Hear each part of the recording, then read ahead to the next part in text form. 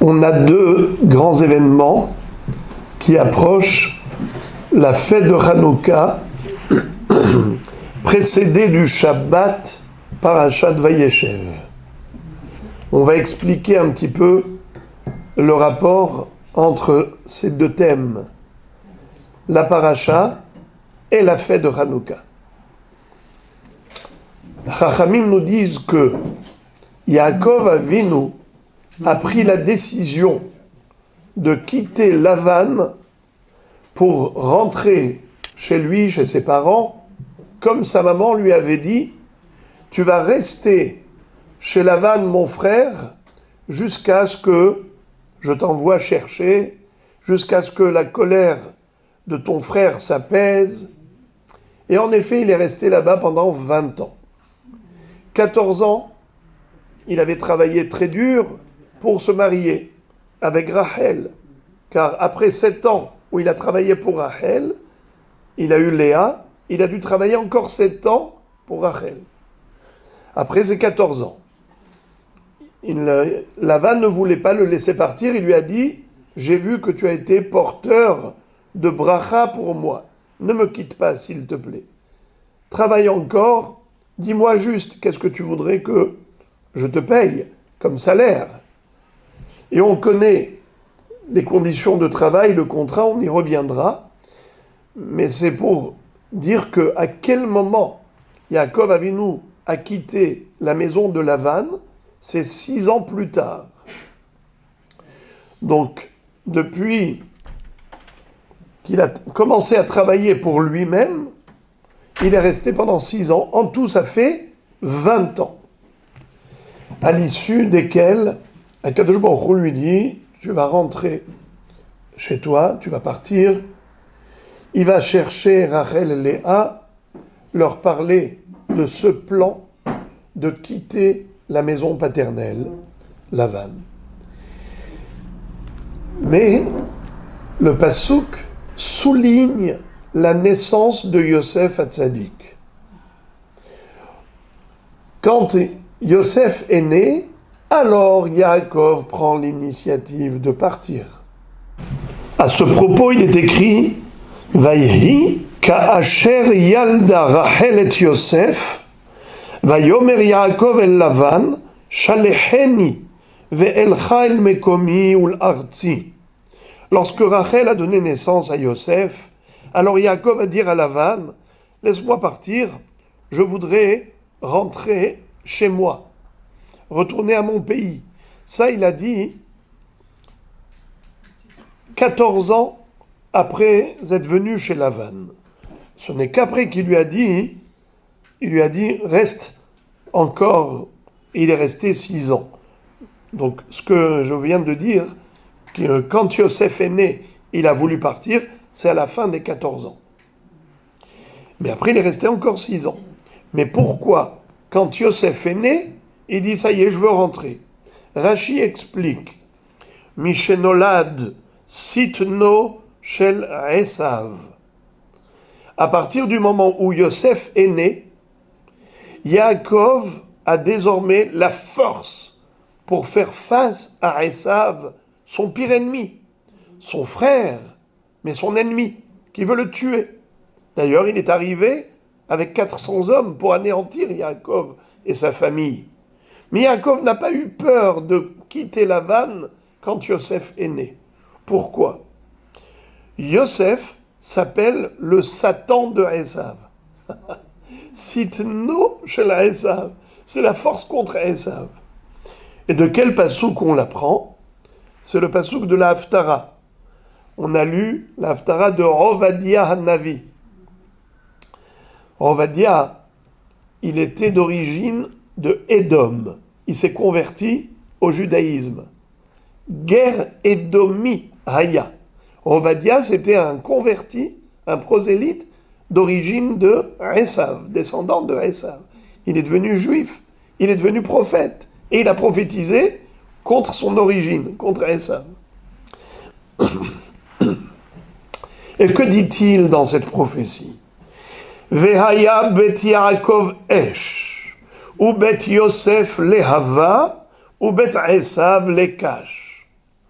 Yaakov, la maison de Yaakov, c'est du feu. Yosef, c'est la flamme du feu. Et Esav est comparé à la paille. Esh belo lehava, eno sholet lemerachok. Mishenolad Yosef, batar Yaakov b'akadosh baruch hu, veratza lashuv. À la naissance de Yosef, Yaakov se remplit de courage. Il dit maintenant, j'ai la flamme du feu qui est née. C'est Yosef. Qu'est-ce que ça veut dire ça? Yaakov, c'est le feu, et Yosef, c'est la flamme. Le feu, il réside ici, mais la flamme entraîne le feu ailleurs. Qu'est-ce que cela signifie?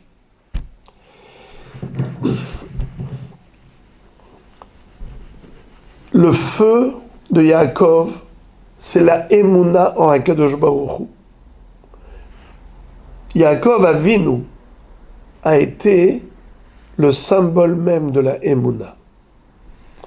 On avait vu comment, dans tout ce qu'il faisait, il restait toujours à proximité d'Hachem. Même lorsqu'il devait agir en son propre intérêt, son action était toujours le minimum, jamais le maximum.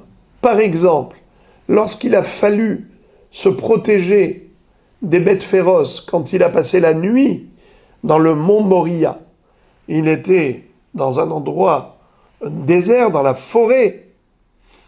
Et là, il va s'allonger. Qu'est-ce qu'il fait?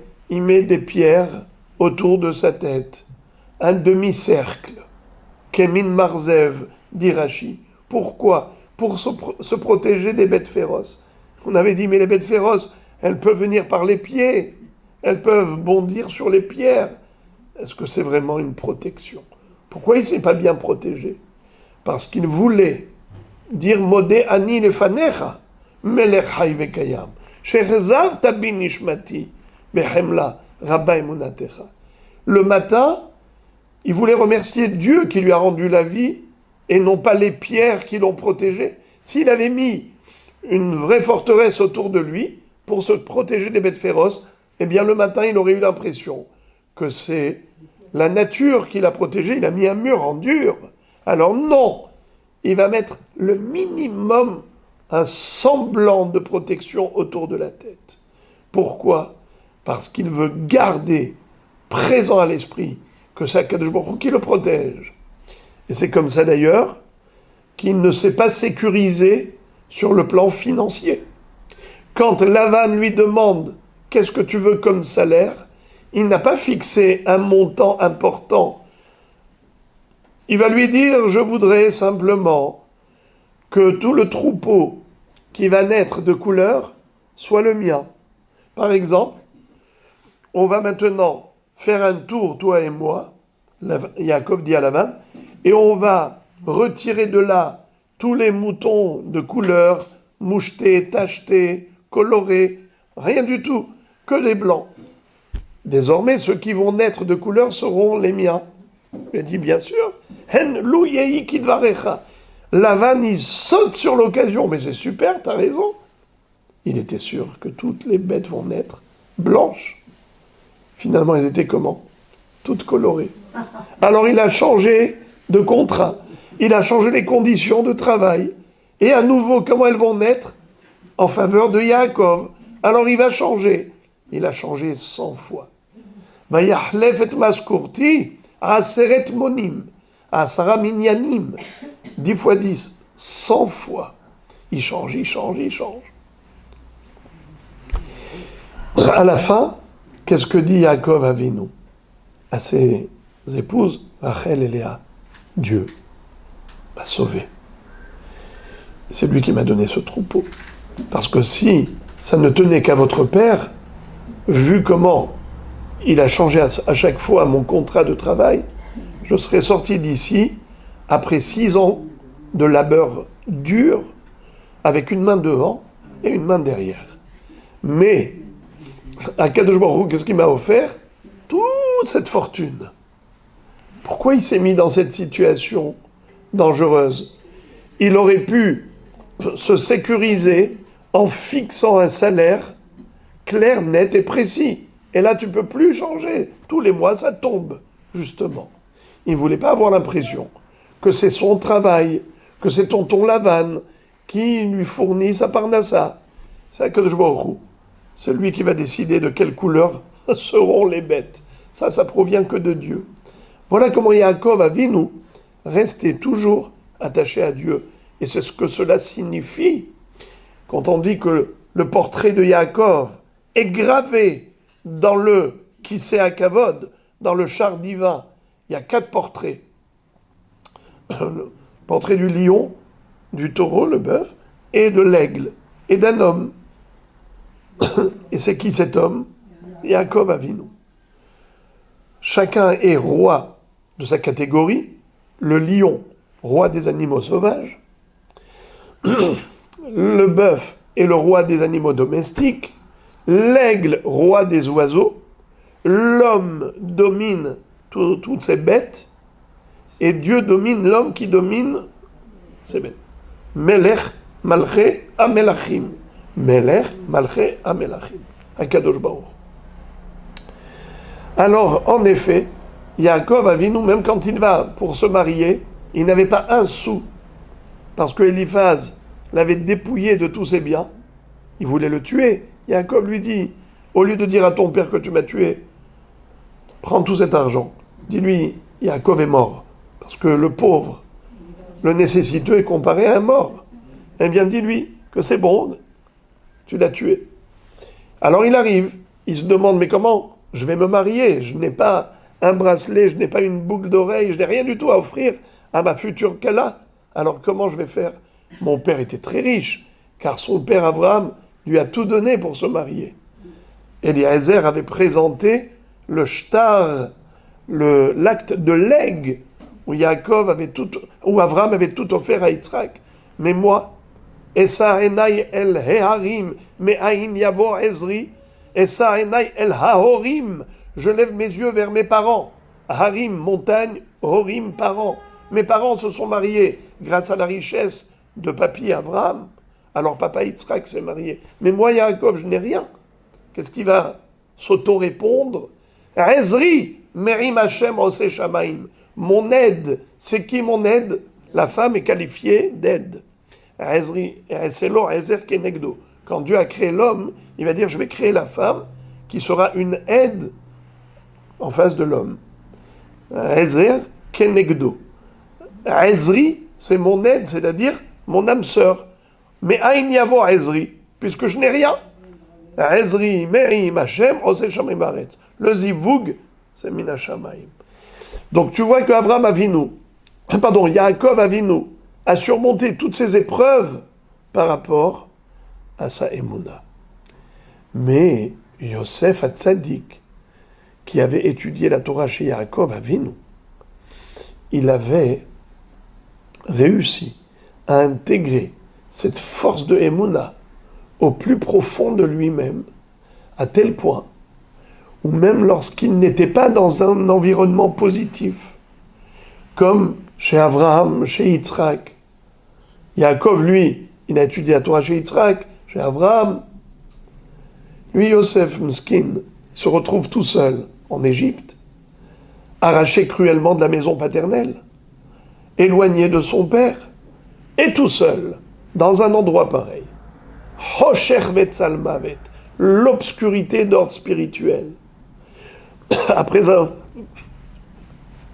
Après avoir été dépouillé de sa tunique, jeté dans un puits de serpents et de scorpions, vendu comme esclave, il arrive en Égypte. Et qu'est-ce qu'il fait finalement là-bas? Eh bien, il parle d'Akadosh Baruch Hu. Vayar Adonav, ki Hashem ito. Quand son maître Potiphar lui demande des choses, Yosef, il lui sert par exemple à boire. Il dit, je veux de la bière. Il lui apporte la bière. Il dit, non, je voudrais un cola. Tu peux remettre ça au frigidaire. Alors Yosef est pris, il lui dit, non, c'est bon, c'est du Coca-Cola. Comment ça? C'est de la magie? Non, je prie à Akadosh Baruch Hu que ça vous plaise. Il goûte. C'est exactement ce qu'il voulait. Tu veux la boisson chaude? Yosef prie, c'est ce qui se passe. Vayar Adonav ki Hashem ito. Vayi bevet Adonav Mitzri. Vayi Hashem et Yosef. Vayi ish matzliach. 3 fois Vayi. Et Yosef était chez son maître. Et Yosef réussissait. Tout ce qu'il... Et Yosef, Dieu était avec lui. Ça veut dire. Yosef, dans toutes les situations, les plus heureuses comme les plus malheureuses, toujours il se souvenait que tout ce qui lui arrive, ça provient d'Akadosh Baruch Hu. Vayi bevet Adonav Mitzri. Il est esclave chez son maître. Vayi Hashem et Yosef. Dieu est avec Yosef, parce que Yosef est avec Dieu. Vayi ish matzliach. Il réussissait. Il disait pas, c'est grâce à moi ce succès. Akadosh Baruch Hu. Vayi Hashem et Yosef. Vayi ish matzliach. La réussite comme l'échec, il savait que ça provenait d'Akadosh Baruch Hu. Et donc il était serein. Et à quel moment Akadosh Baruch Hu a fait un clin d'œil à Yosef?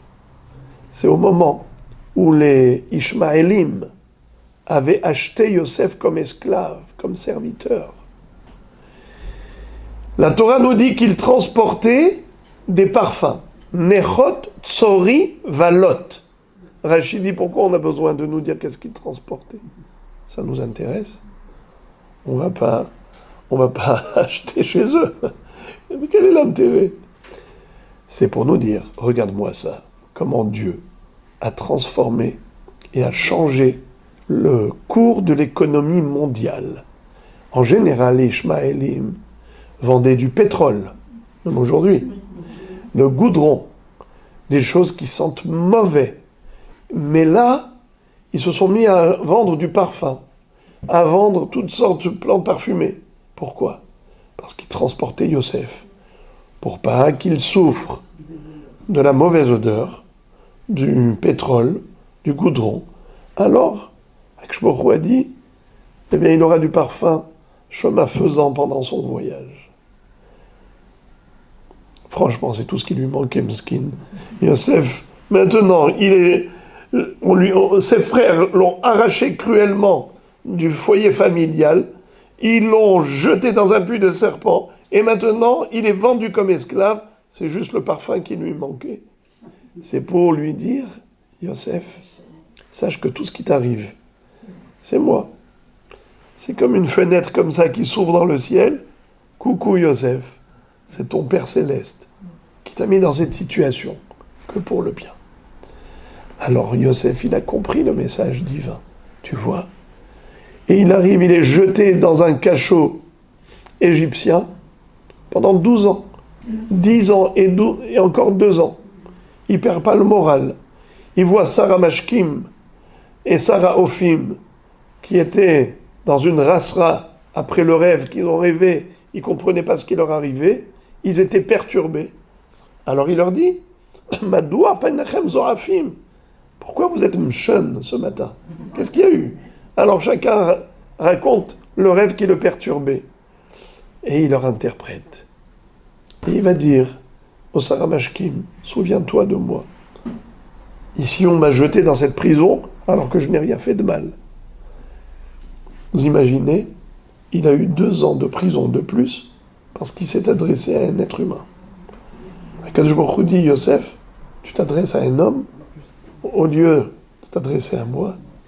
Il a eu 10 ans de prison pour le Lachon Hara par rapport aux 10 frères. Il a eu 2 ans supplémentaires pour 2 mots. Il a dit au Sarah Mashkim, Uschartani vizkartani, souviens-toi de moi et mentionne-moi auprès de Sa Majesté. Quand toi, tu vas être restauré à ta place et tu vas retrouver ton poste, souviens-toi que il y a quelqu'un qui était avec toi en prison. Et demande au roi de me libérer, de me délivrer. Je vous redis, un tzaddik comme toi ne s'adresse pas à un homme.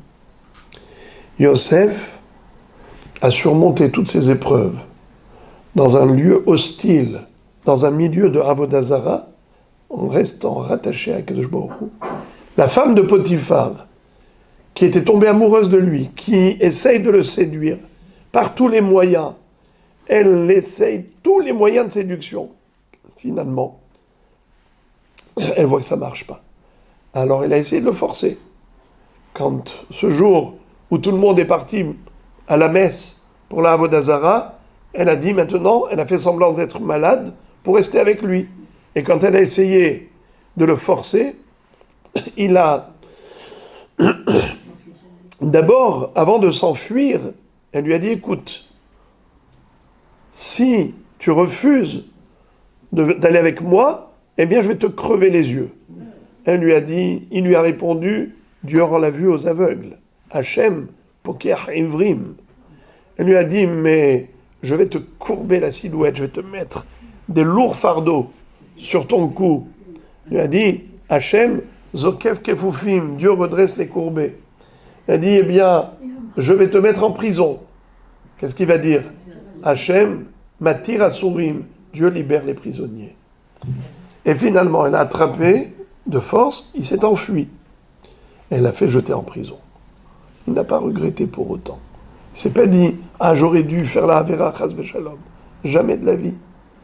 Et même lorsque finalement, malgré lui, le Saramashkim va évoquer Yosef, il va le dire, il va avouer devant le pharaon, quand Paro a eu un rêve également perturbant, les vaches maigres, les vaches grosses et ainsi de suite, il fallait un interprète. Le Saramashkin n'avait pas d'autre choix que d'évoquer le souvenir de Yosef, l'interprète, parce qu'ils étaient tous en danger sinon. Il va évoquer Yosef, mais d'une manière méprisante. Comme dit Rashi, Arurim Arshaim, maudit soit les Rechaim. Il évoque Yosef, mais en disant, Veine Itanu, Nahar, Eved, Ivri, un petit jeune esclave hébreu, comme pour dire, ne lui accorde aucune importance. Il ne faut surtout pas lui offrir un poste important. Nahar, il est un petit jeune, un esclave, et un esclave ne peut pas devenir roi ou gouverneur ou ministre. Ivri, en plus, il ne comprend même pas notre langue. Alors que Gabriel Amalach est venu lui enseigner la nuit, qui était la veille de la sortie de prison. Il lui a enseigné combien de langues? 70 langues. Quand on l'a fait sortir de là, il Tsou Minabor, très vite. Et le pharaon lui dit, il paraît que tu es un excellent interprète. Il dit, moi, interprète? Pas du tout. Vous avez eu des mauvaises informations. Biladai, Elohim, Yahanet Shalom Paro. C'est pas moi, c'est Dieu. S'il veut bien me révéler le secret, le mystère de votre rêve, je saurai. Sinon, je ne sais rien. Vous imaginez, au lieu de s'agripper à cela en disant « Oui, je suis un excellent interprète », pas du tout. Ça, c'est la flamme de Emouna que Yosef véhicule dans le monde. Son père, c'était le feu de la Emouna. Et lui, c'est la flamme de la Emouna. Même en Égypte, à tel point que le roi des idolâtres, Paro, même lui, va reconnaître Dieu. Il va parler d'Hachem. Il va lui dire, après l'interprétation des rêves du pharaon, n'est-ce pas, les gerbes de blé, les maigres, les grosses, les vaches, grosses, maigres, et ainsi de suite, 7 années de famine, qui vont suivre les 7 années d'abondance, et comment gérer le pays. Il lui dit, Ahare, Hodia, Lecha, Elohim, et Kolzot, En Navon vechacham kamocha. Après que Dieu t'a dévoilé, révélé tous ces mystères, tu es l'homme le plus intelligent du monde. C'est toi qui vas gérer le pays. Il est devenu vice-roi. Il aurait pu être même le roi. Parce que quand il a gravi les 70 marches du trône du pharaon, Paro lui parlait à chaque fois avec une langue étrangère. Et Yosef répondait. Et l'autre, sa surprise grandit. Quand il arrive tout là-haut, 70 langues, maintenant c'est Yosef qui parle à Paro en hébreu. Et Paro ne comprend rien. Il lui dit, écoute, surtout ne révèle pas à qui que ce soit qu'il y a une langue que tu connais comme moi, je ne comprends pas. Sinon, ils vont te mettre à ma place. Alors jure-moi, prête serment, que tu ne dévoiles à personne. Il a juré. Yosef a juré. Et ça lui a valu, bien plus tard, un mérite extraordinaire. Lequel? Quand Yaakov Avinu a demandé à Yosef, son fils, de jurer qu'il va faire monter son corps en Eretz Israël pour l'enterrer dans Meharat HaMachpelah, le pharaon ne voulait pas qu'on transfère le corps de Yaakov. Pourquoi? Parce que Yaakov était porteur de bénédiction en Égypte. Il a été celui qui a mis fin aux 7 années de famine. 2 ans après le début de la famine, Yaakov est arrivé en Égypte, et voilà que le Nil déborde pour irriguer tous les champs du pays. La famine s'est arrêtée, s'est estompée. Alors, il lui a dit, ton père est porteur de bracha, il faut qu'il soit enterré ici en Égypte. Il lui a dit, mais j'ai juré. Il lui a dit, mais c'est pas grave, tu fais Atarat Nedarim, annulation des vœux et des serments, et tu le laisses ici. Il lui a dit, si j'annule ce serment, j'en annule 2, celui-là et l'autre. Et donc je dévoile à tout le monde qu'il y a une langue que je connais en plus, moi j'en ai 71 et toi tu n'as que 70. Tu veux que je prenne ta place? Il dit non, c'est bon, c'est bon. Si tu peux aller l'inhumer à Meharat HaMachpelah. Mais ça veut dire quoi? Que Yosef Hatzadik a été capable de surmonter toutes ces épreuves juste parce que même dans l'exil, même dans la galoute la plus profonde, il n'a jamais abandonné sa émouna en Kadosh Baruch Hu. Même lorsque ses frères l'ont retrouvé 22 ans plus tard, et ils étaient sûrs qu'il allait se venger. Ils ont pleuré, ils ont eu honte. Ils ne savaient plus où se mettre. Ils voulaient s'enterrer vivant. Quoi? Ce vice-roi, ce premier ministre, c'est lui leur frère? C'est lui Yosef? Quand il leur a dit « Ani Yosef achechem, asher mechartem oti henna, haod avichai » Est-ce que papa est encore en vie? Je suis votre frère que vous avez vendu.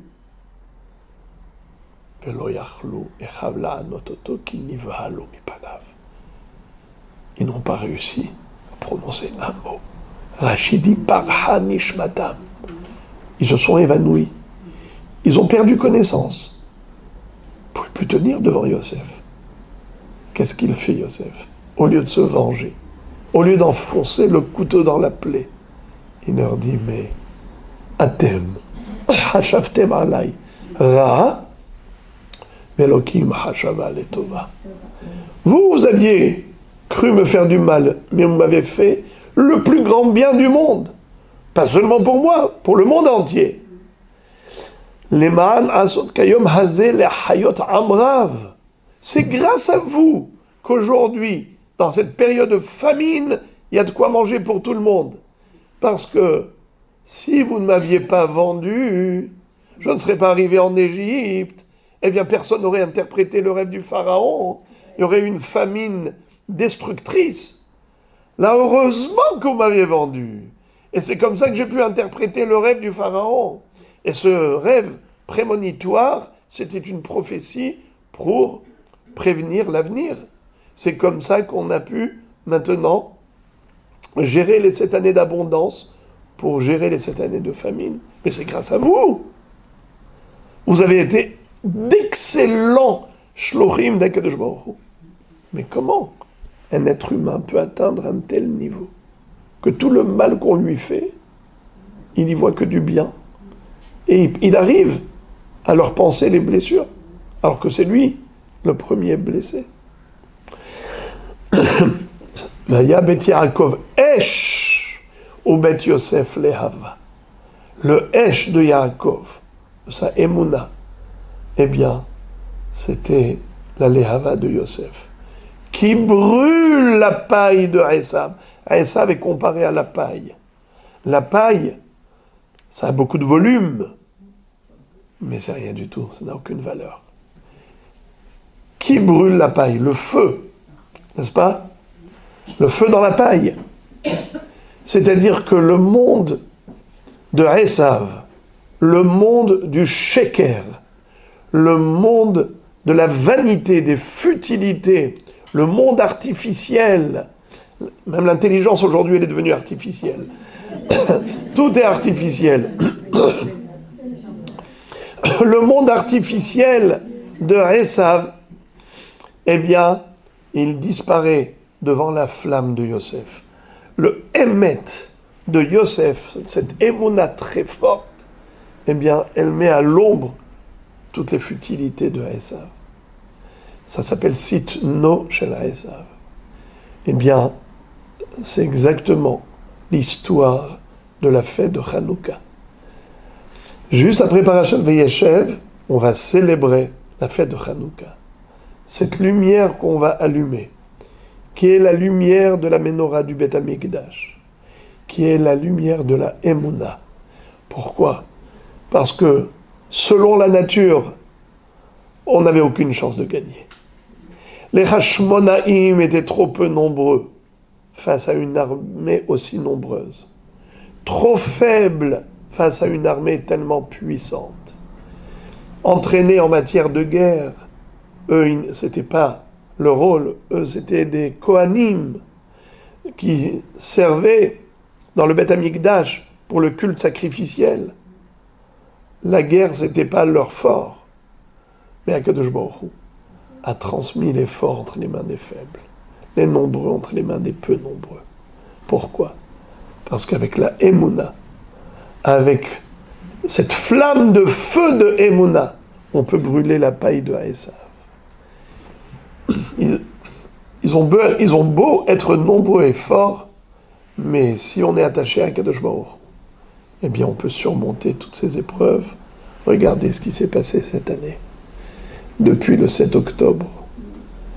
Kadosh Baruch nous a montré que notre force n'est pas naturelle, parce que sur le plan naturel, on a pris un choc, un coup incroyable. Le centre d'information israélien a été complètement opaque. Ils n'ont eu aucune information.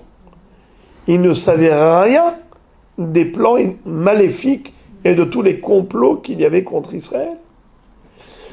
Ces Réchaïm de Hamas venaient s'entraîner à côté de la barrière de sécurité. Et ils n'ont rien compris. Ils reçoivent des appels de ces observatrices, ça s'appelle ici dans l'hébreu moderne, les tatzpitaniot. Toutes ces tatzpitaniot, on dit, il se passe des choses. On leur dit, si vous continuez à nous harceler, vous allez perdre votre emploi, on va vous virer. Alors c'était l'aveuglement total. Et ils n'ont rien vu venir. Et après le massacre, des heures et des heures et des heures de massacre, l'armée ne réagit pas. Personne ne comprend ce qui se passe. Personne n'a mesuré l'ampleur. Et c'est comme ça que, après, la roue se retourne avec beaucoup de pertes, beaucoup de larmes, beaucoup de douleurs. Mais on a échappé à un très, très, très, très grand malheur. C'est Chas v'Shalom.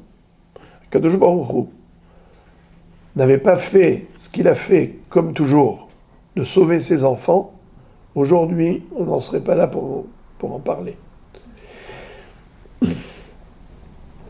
Le plan initial, le programme de tous ces Réchaïm, de tous ces terroristes, c'est d'attaquer et du nord, et du sud, et de l'est.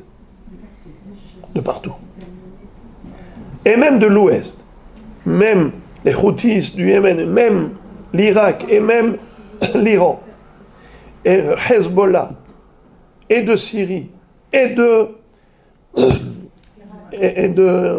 Gaza, tous en même temps, avec des souterrains, quand vous découvrez et vous dévoilez tous ces souterrains qu'ils avaient, c'est l'enfer. Ils avaient préparé un métro d'enfer. On n'avait aucune chance. Vous savez qu'est-ce qu'ils s'était dit? On arrive du nord, du sud et de l'est, et on se dit bonjour à Tel Aviv. Ils étaient prêts à tout raser, à tout exploser. Hine lo yanum, velo yishan, shomer Israël, ni ne dort, ni ne sommeille le gardien d'Israël. Et là, Baruch Hashem, la situation s'est inversée. La vapeur a été renversée. Akadosh Baruch Hu a donné à Israël, comme il a donné au Hashmonaïm, cette force de pouvoir abattre les nombreux puissants. Maccabi, Yehuda Maccabi. Qu'est-ce que ça veut dire Maccabi? Les Maccabim, c'est quoi Maccabi?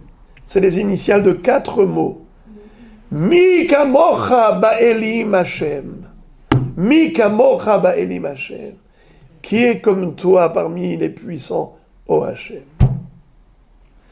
Quand on allume la Hanoukia, on se souvient de ce nes de la fiole d'huile, ce petit nes, cette petite fiole qui a suffi pour 8 jours alors que la quantité c'est suffisante que pour un jour.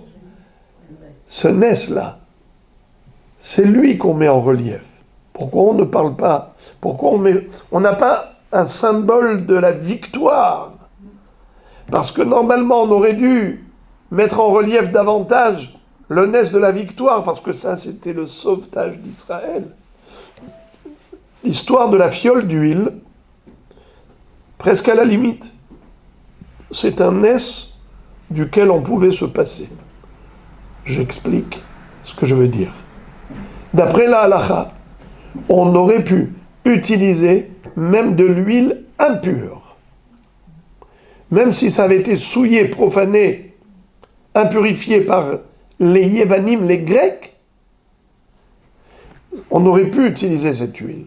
Car la halakha nous dit Tum'a hutra betzibur. L'impureté est permise en public. C'est-à-dire que si jamais la majorité d'Israël est impure, figurez-vous qu'on a le droit de faire certains korbanot ou l'allumage de la menorah, même en état d'impureté. Alors pourquoi fallait-il 8 jours? C'était pour fabriquer de l'huile pure. Mais ce n'est pas grave, même si on n'a pas de l'huile pure. On peut utiliser de l'huile impure d'après la halakha. Pourquoi Dieu a fait ce miracle?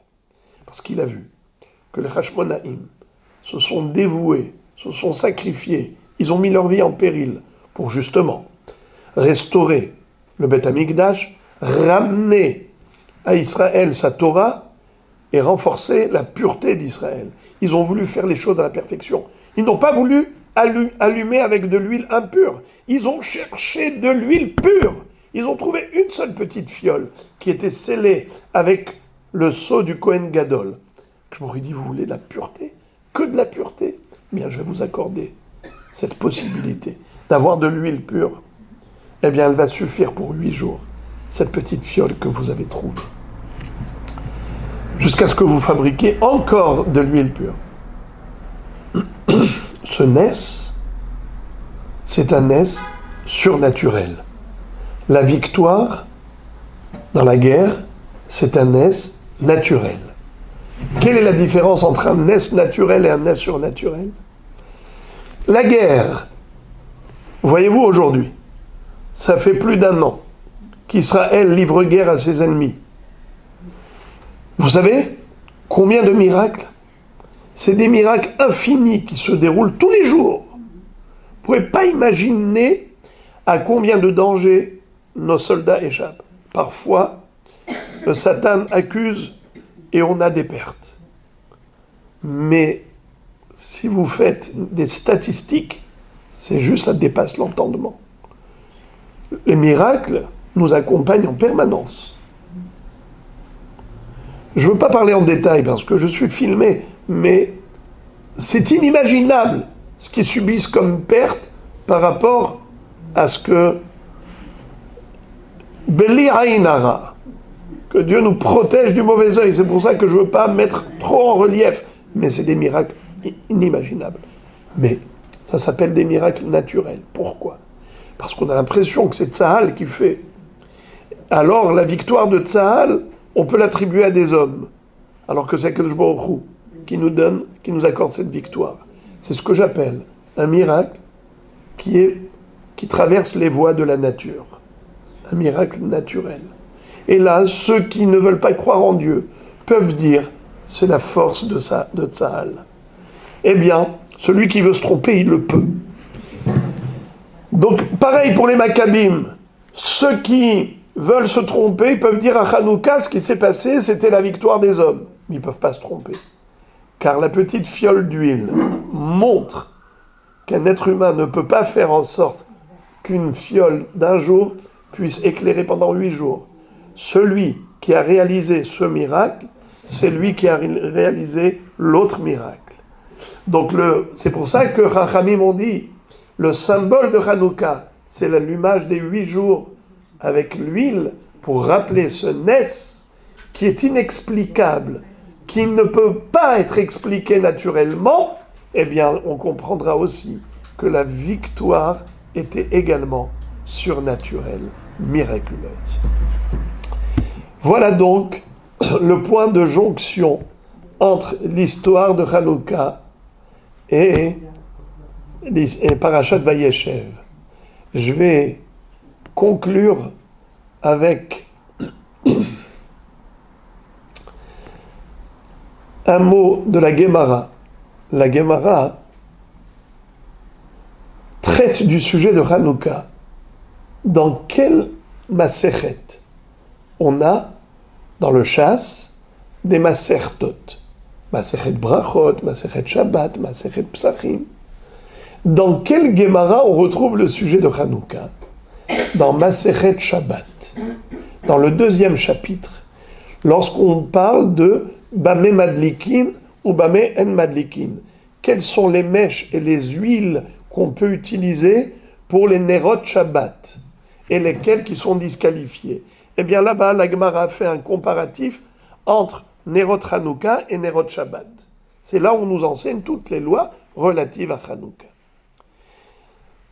Étrangement, on a là-bas, dans le cadre de ces lois de Hanouka, il est écrit, voilà, c'est le nom des 3 rabbanim, Amar Rav Kahana, Amar Rabbi Manyomi, Amar Rabbi Tanhum, Ner Hanouka, Sheiniho, le Ma'ala, me Asrim Amma, Pasoul, Kasuka, Vekamavoy. Oui, exactement. Ner Hanouka, Sheiniha le Ma'ala, me Asrim Amma, Psula, Kasuka, Vekamavoy. C'est-à-dire, on n'a pas le droit de placer la Hanoukia, plutôt le nerf de Hanouka, au-dessus de 20 coudées, 10 mètres. Si on l'a mis au-dessus de 10 mètres, comme on ne voit pas bien, donc c'est pas cachère. Également, juste après, il est écrit Amar Rav Kahana, Daraj Rabbi Natan bar Manyomi, Mishme de Rabbi Tanhum, Maï dirtiv ve'aborek en bomaim, mimashma shenemar ve'aborek en yodea shen bomaim, el matalmud lomar en bomaim, maim en bo, aval nechashim ve'akrabim yeshbo. Les mêmes rabbanim, Rav Kahana, au nom de Rab Natan bar Manyomi, au nom de Rabbi Tanhum, il nous enseigne quelque chose qui n'a rien à voir avec Hanouka. C'est dans Parashat Vayeshev, la paracha qu'on va lire ce Shabbat. Les frères ont jeté Yosef dans un puits qui était vide, où il n'y avait pas d'eau. Ve'aborek en bomaim. Alors la question que le Chacham pose, mais s'il est vide, donc il n'y a pas d'eau, c'est une redondance inutile, c'est un pléonasme. Alors il explique, il était vide d'eau, mais il était plein de serpents et de scorpions. C'est-à-dire que Yosef Hatzadik a été jeté dans un puits de serpents et scorpions. C'est là que c'est écrit. Mais quel rapport avec la halakha de Hanouka? Juste avant, le même Rav nous parle de Hanouka et il nous parle ensuite des serpents et des scorpions du puits de Yosef. J'ai donné un pirouche là-dessus, vous le verrez si vous voyez les vidéos. Alors hier soir, j'ai donné un pirouche, je ne le répéterai pas. Mais je voudrais dire autre chose. C'est que tout simplement, que Yosef Hatzadik, il a surmonté même cette épreuve.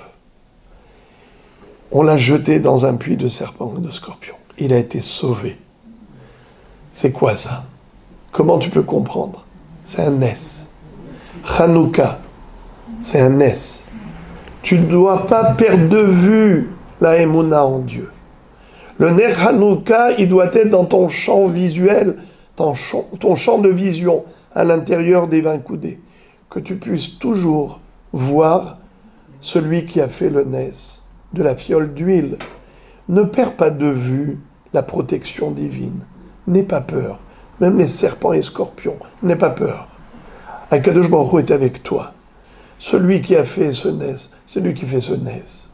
Yosef Hatzadik, il était toujours avec Hachem. C'est pour ça qu'Hachem était toujours avec lui. Toujours y rappeler le nom d'Akadosh Baruch Hu.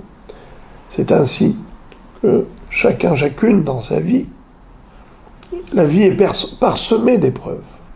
Il y en a plein des pots de banane. Il y a énormément de soucis. Mais comment, nous, Am Israël, on nous a appris comment surmonter ces épreuves grâce à la Emouna. Tu ne perds pas de vue cette présence d'Akadosh Baruch. Il est à tes côtés. Hashem tzilecha al yad yeminecha. Dieu est ton ombre, ta protection à ta droite. Il est toujours là à côté de toi. Hashem tzilecha al yad yeminecha. Yomam hashemesh lo yakeka ve'yareach balayla. Le soleil ne pourra pas te faire du mal en journée. Tu ne vas pas attraper d'insolation. Et la lune la nuit.